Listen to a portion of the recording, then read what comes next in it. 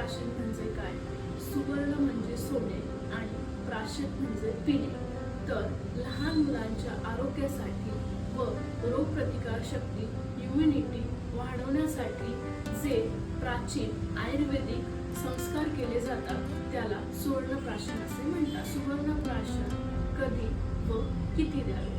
सुवर्णप्राशन हे दर महिन्याच्या पुष्य नक्षत्राच्या दिवशी सर्वात जास्त गुणकारी मानले जाते. किती द्यावे?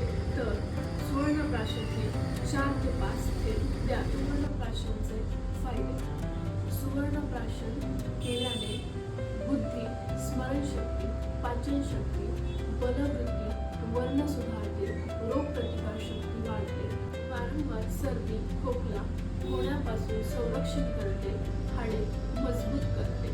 सुवर्णप्राशन घटक द्रव्ये: शुद्ध सुवर्ण भस्म, मध, शुद्ध घृत आणि ब्राह्मी, शंखपुष्पी इत्यादी घटक सुवर्णप्राशनमध्ये असतात. सुवर्णप्राशन वयोगट: नवजात बालकापासून ते वय वर्ष 16 पर्यंत सुवर्णप्राशन केले जाते.